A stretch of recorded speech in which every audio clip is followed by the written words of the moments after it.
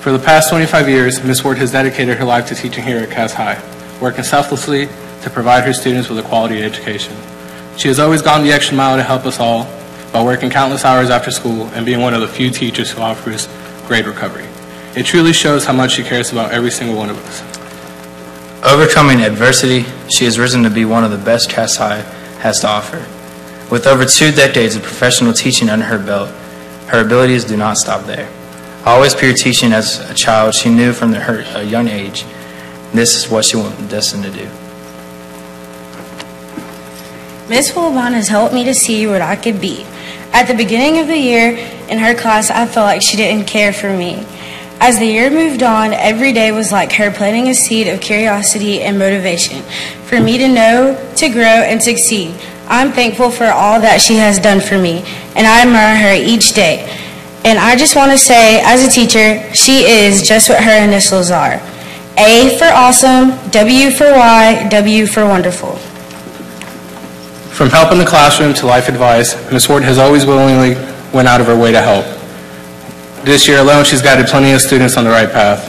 I can truly say Ms. Ward is one of the greatest individuals I have yet to encounter, or have encountered, leaving an everlasting impact on not only me, but every single one of our classmates as well. So without further ado, class of 2015, parents, faculty, I give you Mrs. Amanda Ward Wilbon.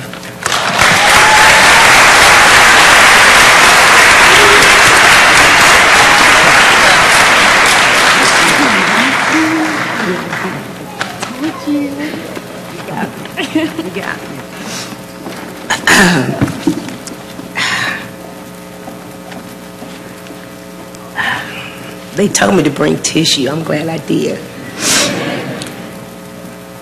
I want to thank the faculty and staff of Cass High School for the honor of allowing me to serve as the 2014-2015 Teacher of the Year. It is truly an honor to have spent the last 25 years at my alma mater. Thank you, Louis, Aaron, and Deja for the awesome introduction. Greetings to the graduating class of 2015, faculty, staff, administration, faculty, family, parents, and friends. I recently assigned my students the task of writing about a person that they admire. Tonight, I'm going to share my story with you. And please forgive me, I have an awful cold. 22 years ago, a child was brought into this world. Before he could take his first breath, society had already deemed him a failure, a statistic. The media labeled him as a lost soul. At the age of 7, he was diagnosed with epilepsy. Because of his seizures, he was unable to participate in sporting activities, and as a result, he became overweight.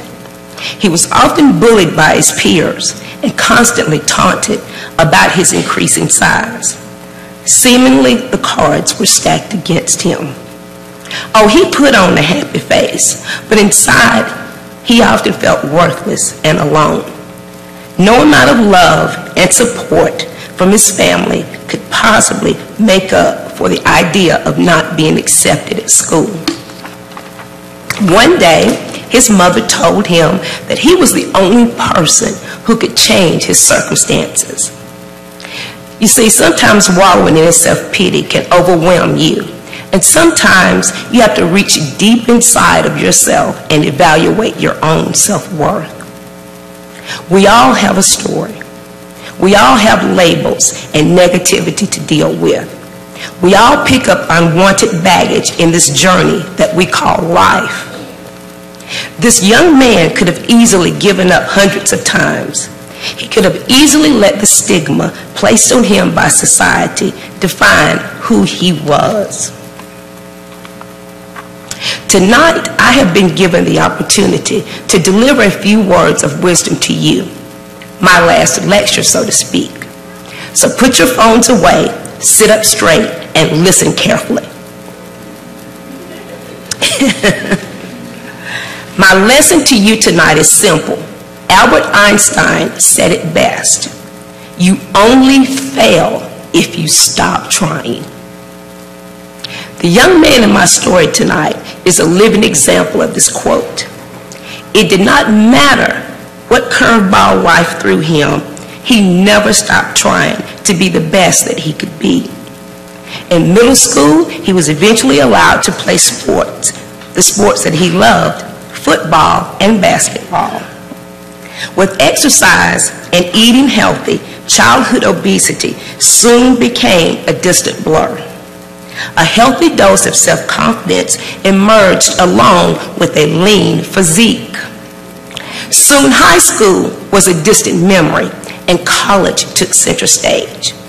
Of course, these old feelings of insecurity crept in every so often, but only for a little while.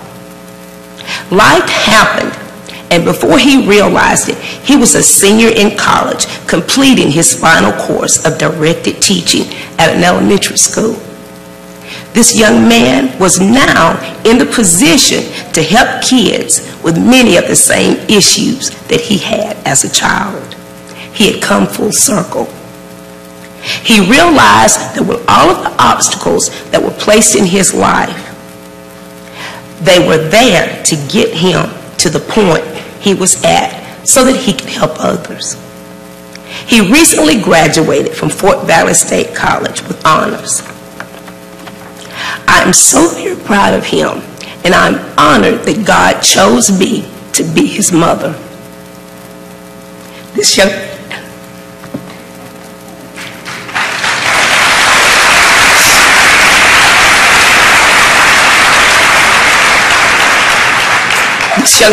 is my son, Walter Johnson, and he is the person that I most admire. This young man is the reason that I come to Cass High School every day with a smile on my face and love in my heart. He is the reason that I am being honored tonight. He has taught me a very simple lesson, and I've done my best to teach you the same moral. You only fail if you stop trying. Laugh often, work hard, believe in yourself, and never give up on you. And remember, you only fail if you stop trying. Thank you.